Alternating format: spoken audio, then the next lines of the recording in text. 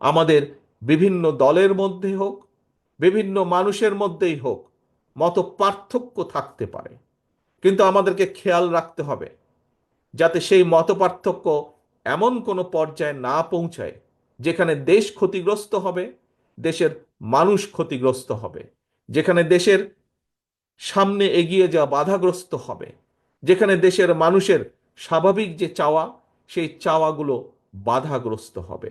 এমন কোনো পরিস্থিতির উদ্ভব যাতে না হয়, এ ব্যাপারে আমাদেরকে সতর্ক থাকতে হবে, আমাদেরকে সচেতন থাকতে হবে। প্রিয় ভাই বোনেরা, আজ এখানে আমরা উপস্থিত হয়েছি গোলাম রাব্বানির পরিবারকে একটি বাসস্থান তৈরি করে দেওয়ার জন্য।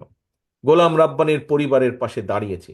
আমি আগেই বলেছি, আপনারা নিজেরাও জানেন, এই মুহূর্তে সারা বাংলাদেশে হাজারো গোলাম রাব্বানির পরিবারের মতন পরিবার আছে।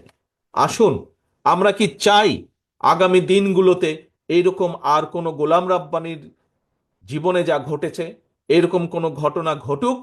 আমরা চাই না, আমি চাই না গোলাম রাব্বানির মতন কোনো, সে যেই দলেরই হোক না কেন, কোনো মানুষের ভাগ্য যাতে এইরকম না হয়।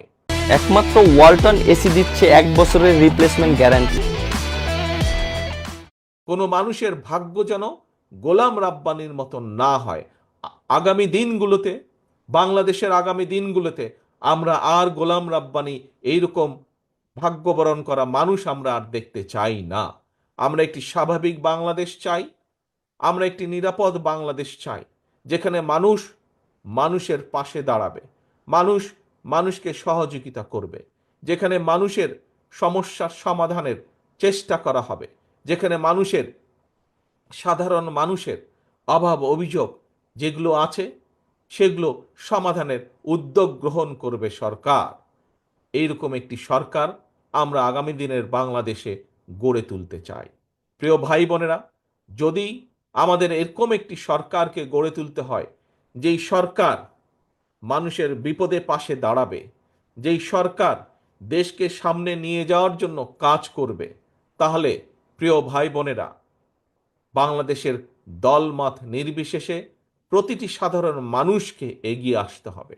এবং সমগ্র পৃথিবীতে আপনারা প্রায় দেখেন, টিভির পর্দায় দেখেন, পত্রপত্রিকায় দেখেন, বিদেশের অনেকগুলো দেশ, এই যে আমি যুক্তরাজ্যে আছি, এই দেশ সহ আরও যেই দেশগুলোকে, যাদেরকে আমরা উন্নত দেশ বলি, আমরা জানি যে এইসব দেশের সরকাররা জনগণের জন্য কাজ করে, জনগণের স্বাস্থ্যের জন্য কাজ করে, জনগণের শিক্ষা ব্যবস্থার জন্য কাজ করে, জনগণের নিরাপত্তার জন্য কাজ করে, নারীদের জন্য কাজ করে, শিশুদের জন্য কাজ করে, শ্রমিকদের পাশে দাঁড়ায়, শ্রমিকদের বিপদের সময় কৃষকদের পাশে দাঁড়ায়।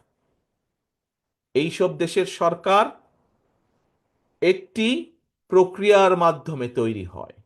কি সেই প্রক্রিয়া? যেই দেশগুলোর দিকে আমরা তাকিয়ে থেকে, আহা, এই দেশগুলো কিভাবে নিজেদের দেশকে গড়ে তুলেছে, এইরকম যেই দেশগুলো আছে, সেই দেশগুলোতে একটি প্রক্রিয়া ফলো করা হয়, অনুসরণ করা হয়। সেই প্রক্রিয়াকে বলে নির্বাচন প্রক্রিয়া, গণতান্ত্রিক উপায় নির্বাচন প্রক্রিয়া। প্রিয় ভাই বোনেরা, বাংলাদেশে, বাংলাদেশকে যদি আগামী দিনে নিয়ে যেতে হয়, তাহলে অবশ্যই বাংলাদেশকে গণতান্ত্রিক ব্যবস্থার মধ্যে ফিরিয়ে আনতে হবে।